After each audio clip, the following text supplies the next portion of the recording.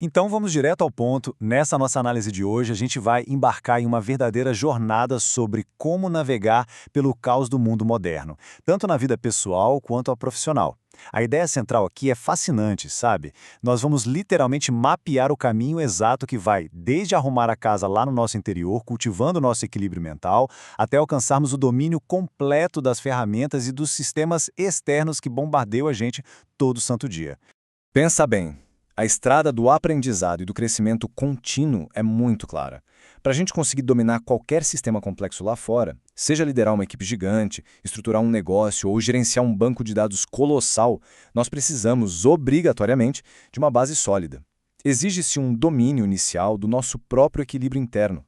É uma evolução clássica do micro para o macro. Afinal de contas, não tem como a gente tentar controlar o que está do lado de fora se o que está do lado de dentro está totalmente desgovernado, né? E é exatamente por isso que o nosso roteiro de hoje passa por, primeiro, definir a verdadeira saúde mental. Segundo, encontrar o equilíbrio e ação. Terceiro, explorar os 10 chapéus da liderança. Quarto, estruturar a solução de problemas. E, por fim, fechar com as ferramentas técnicas essenciais. Vamos lá? Começando pela nossa primeira parada, definindo o que é de fato a saúde mental real, a nossa base. Olha que definição fantástica que a gente tirou do material-fonte. É encontrar um equilíbrio em meio ao caos. Pare e pensa no peso dessa frase por um segundo. A verdadeira saúde mental não é viver num retiro espiritual ou fingir que os problemas não existem numa bolha de tranquilidade. Longe disso. Trata-se justamente de conseguir manter o seu próprio eixo quando absolutamente tudo ao seu redor parece estar de cabeça para baixo. Mas como é que a gente traz tudo isso para a prática, no dia a dia? O X da questão aqui é conseguir identificar e gerenciar as nossas próprias emoções. É como colocar uma armadura de resiliência para aguentar os trancos e barrancos normais da rotina. E, acima de tudo, é ter a sensibilidade de perceber que as pequenas coisas importam muito. O bem-estar começa em reconhecer que a paz muitas vezes se inicia com um simples sorriso. É literalmente unir o equilíbrio do corpo e da mente com a paz da alma.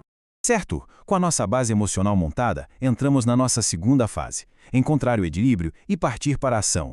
Aqui as coisas ficam muito interessantes. Para a gente agir com verdadeira excelência, precisamos de um método. O material nos apresenta um conceito marcial brilhante chamado Shuyo. Basicamente, a mentalidade que é ser extremamente disciplinado com o ritmo, mas absolutamente implacável com o progresso. Ou seja, a ação eficaz não é aquela afobada, ela tem um compasso. A disciplina segura o ritmo para você não queimar a largada e se esgotar, enquanto a determinação garante que você simplesmente não pare de avançar. E isso nos traz a uma metáfora visual inusitada, mas perfeita. Imagina uma máquina de engrenagens frias precisando dar uma pausa para apreciar o pôr do sol ou cheirar uma flor. É exatamente sobre isso. É a capacidade de manter a nossa paz interna, mesmo quando o mundo exige que a gente opere num ritmo mecânico e quase infalível. A ação implacável encontra a pausa que é necessária para respirar. O que nos conecta direto a essa filosofia de origem samurai, que funciona como a cola perfeita entre habilidade emocional e execução dura e pura. A frase diz: pensamento sem ação é estagnação. Ação sem pensamento é caos. Um guerreiro vence quando mente e lâmina caminham juntos. Gente, isso resume tudo. Se a gente fica só filosofando sobre os nossos sentimentos, a gente estagna. Se a gente sai fazendo as coisas por impulso, a gente cria mais caos. O sucesso de verdade exige que a mente afiada e a execução cirúrgica andem de mãos dadas. Avançando mais um degrau, vamos explorar como tudo isso se aplica quando precisamos guiar outras pessoas. É a hora de falar sobre os 10 chapéus da liderança. Quando a mente da gente está finalmente alinhada, aí sim estamos prontos para liderar. Só que liderar na prática é quase um malabarismo. A liderança altamente eficaz não tem nada a ver com uma postura engessada. Pelo contrário, trata-se da flexibilidade tremenda de alternar entre diversos papéis. São os famosos 10 chapéus que um líder precisa usar. Como são muitos papéis, vamos focar em 2 que são absolutos divisores de águas, tá? Primeiro, você atua como a bússola. Lembra da nossa conversa sobre o caos? A bússola é quem aponta o norte verdadeiro quando a situação sai do trilho, mantendo a firmeza quando todo mundo em volta começa a entrar em pânico. No outro extremo, você tem que ser o zelador. É aquele que limpa a bagunça e, acreditem, a bagunça sempre vai acontecer, mas faz isso sem ficar apontando dedos ou caçando culpados. É arregaçar as mangas, resolver o problema na hora e só depois parar para analisar o processo. Ah, e a gente não pode esquecer de o tradutor. Esse chapéu é sensacional. O foco aqui é pura comunicação, aquela comunicação que constrói pontes. Um bom líder fala a língua da sua equipe e não fica preso na sua própria bolha de jargões técnicos. A função do tradutor é conectar os andares da empresa ou do projeto, tendo a maestria de pegar uma ideia super complexa e transformar em uma ação simples que todo mundo consiga entender e executar. E olha que contraste absurdo que a gente tem ao analisar isso de perto. De um lado, você tem aquela liderança baseada puramente no medo, naquele controle opressor que até força a equipe a fazer as coisas, mas só por um tempo. De outro lado, nós temos a liderança orgânica, natural, uma presença firme que nem precisa levantar a voz para inspirar respeito, sabe? Ela não aterroriza, ela atrai. É a autoridade de quem domina, antes de mais nada, as próprias emoções. Beleza, já entendemos o indivíduo e a liderança. Agora, vamos escalar isso para a solução estruturada de problemas. Porque, vamos ser sinceros, quando um sistema complexo falha na nossa mão, a gente não pode simplesmente reagir no instinto. Exige-se método. E a análise de causa raiz é exatamente essa estrutura que a gente precisa. É a velha e boa metáfora do iceberg. Quanto mais fundo a gente investiga as causas ocultas ali na base, menos acidentes acontecem lá em cima na superfície.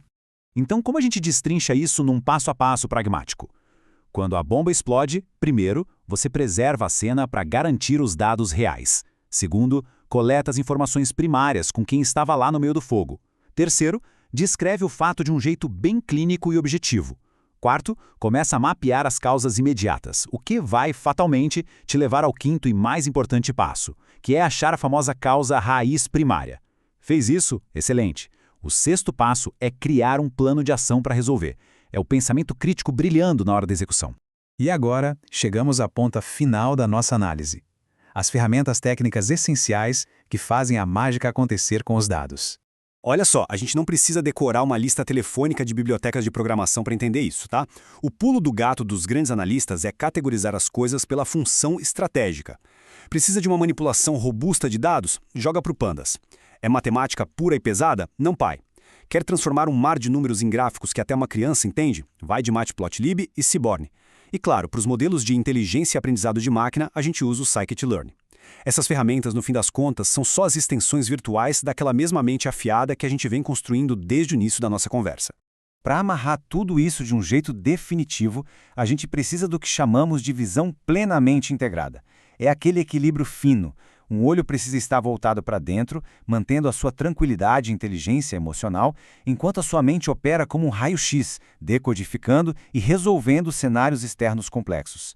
Alcançar o sucesso nesse alto nível é, no fim do dia, a habilidade de transitar pelos dois mundos ao mesmo tempo. Caminhando aqui para o final, eu quero deixar uma provocação fortíssima para a gente levar para a nossa rotina. Afinal, de que maneira a sua disciplina lá do seu íntimo vai guiar o seu domínio sobre os sistemas externos mais caóticos? Porque vejam bem, o cuidado constante com a saúde mental, o ritmo firme em direção aos objetivos e a empatia na hora de liderar a equipe são esses fatores invisíveis que garantem que os projetos mais técnicos e densos não desmoronem no longo prazo. A mente humana e o método técnico são aliados inseparáveis. É o preparo, a investigação metódica e a clareza de ideias que rasgam a escuridão do caos do dia a dia.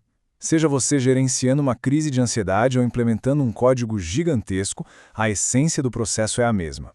A grande questão que fica batendo na nossa cabeça é: já que o caos do mundo nunca vai parar de crescer, até que ponto nós estamos dispostos a treinar a nossa própria mente para conseguir superá-lo? Pensem nisso, continuem questionando as coisas e integrando esses saberes. Até a próxima!